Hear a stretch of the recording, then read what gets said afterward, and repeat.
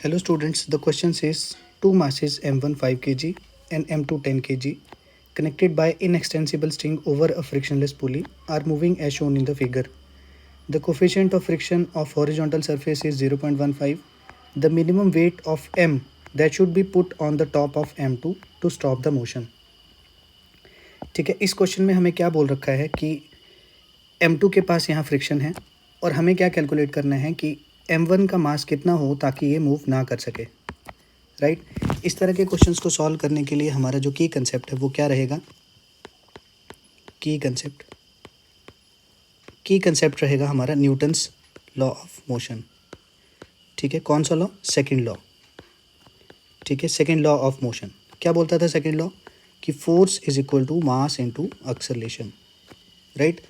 अच्छा, लेकिन इस तरह के क्वेश्चंस को करने के लिए जिसमें पुली लगी हो और मासेस भी दिए हों, कनेक्टेड बॉडीज़ हों, तो हमें फ्री बॉडी डायग्राम्स के बारे में भी सोचना पड़ता है। ठीक है, फ्री बॉडी डायग्राम्स क्या बोलते हैं? फ्री बॉडी डायग्राम्स, ठीक है, फ्री बॉडी डायग्राम होते हैं जिसमें हमें किसी एक पर्टिकुलर बॉडी पे जितनी भी फोर्सेस लग रही हैं उन सब के बारे में कैलकुलेट करना होता है। ठीक है, सपोज हम बॉडी लेते हैं m2 और एक बॉडी लेते हैं m1।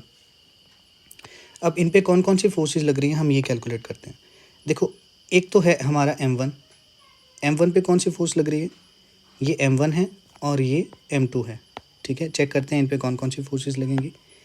m1 पे हमारी फोर्स लगेगी, एक तो इसका वेट होगा नीचे की तरफ को और एक इस पे टेंशन लग रही होगी ऊपर की तरफ को, राइट।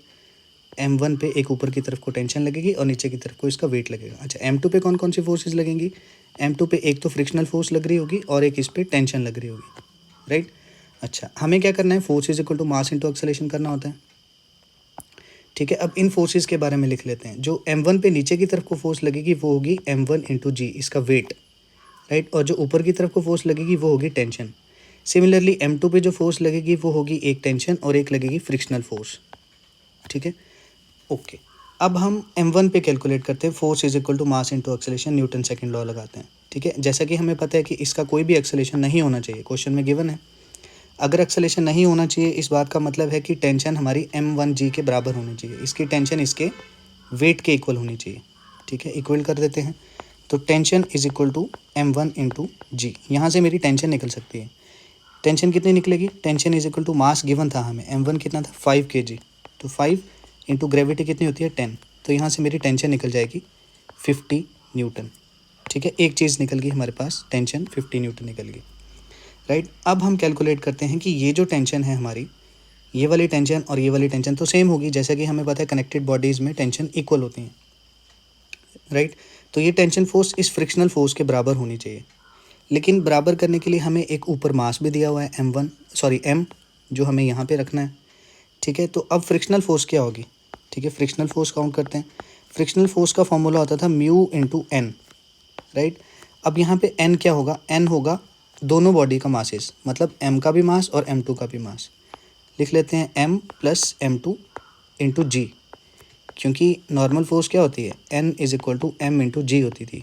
ठीक है, जो वेट होता था वही नॉर्मल फोर्स लगती है, राइट। तो यहाँ से हम नॉर्मल फोर्स भी निकाल सकते हैं। नॉर्मल फोर्स कितनी हो जाएगी?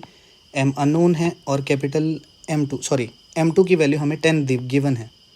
ठीक है, इंटू ग्रेविटी भी 10 ले ली हमने। ठीक, तो यहाँ से फ्रिक्शनल फोर्स कैलकुलेट की जा सकती है। फ्रिक्शनल फोर्स कितनी होगी? म्यू की वैल्यू गिवन है 0.15। ठीक है, और n हमने निकाल लिया। n कितना आया? स्मॉल m प्लस 10 और साथ में ग्रेविटी 10। ठीक है, सॉल्व करेंगे तो ये कितना आ जाएगा? 0.15 और m प्लस 10 और साथ में ग्रेविटी। ठीक है, अब इस 10 को 0.15 से मल्टीप्लाई करते हैं तो ये बन जाएगा 1.5 और ब्रैकेट के अंदर क्या बचेगा? m plus 10। ठीक है, अब हमें एक चीज़ पता चल गई कि अगर इसको स्टॉप रखना है, m2 बॉडी को स्टॉप रखना है, ठीक है, m2 बॉडी मूव नहीं करनी चाहिए। ठीक है, m2, तो जो इसके ऊपर का वेट है m और यहाँ की जो टेंशन फोर्स है इसके फ्रिक्शनल फोर्स के बराबर होनी चाहिए। ठीक है, इक्वल कर लेते हैं। फ्रिक्शनल फोर्स हमारी कितनी आई? हमने अभी कैलकुलेट करी। फ्रिक्शनल फोर्स आई हमारी 1.5 इंटू m प्लस 10, राइट। ये इक्वल होनी चाहिए किसके, टेंशन के, ठीक है, जो यहाँ पे हमने कैलकुलेट करी थी, इज इक्वल टू टेंशन, ठीक है। सॉल्व कर लेते हैं। 1.5 small m plus 10 is equal to tension force. Tension force हमने निकाली थी 50 आई थी, ठीक है, वैल्यू पुट कर देते हैं 50। यहाँ से अब एक ही अननोन बचा है स्मॉल m जो हमें कैलकुलेट करना है। सॉल्व करेंगे अगर तो क्या होगा, 1.5 m प्लस 10 को 1.5 से मल्टीप्लाई करेंगे तो ये 15 बन जाएगा, इज इक्वल टू 50 राइट। अब 1.5 m 15 को उधर ले जाते हैं, क्या बचेगा 15, 50 माइनस 15, 50 माइनस 15 होता है 35 इज इक्वल टू 1.5 m। अब मेरा m कैलकुलेट किया जा सकता है, तो m कितना आ जाएगा, m आ जाएगा 35 डिवाइडेड बाय 1.5। फर्दर सॉल्व करेंगे तो 350 डिवाइडेड बाय 15। सॉल्व आउट करेंगे इसको, 15 2 ज़ा 30, कैरी ओवर 5, 15 3 ज़ा 45, कैरी ओवर 5, 15 3 ज़ा 45, 23.3 अप्रॉक्सीमेटली 23.33। तो हम क्या बोल सकते हैं कि हमारा मास कितना होना चाहिए, स्मॉल m कितना होना चाहिए, 23.33 kg होना चाहिए, ठीक है।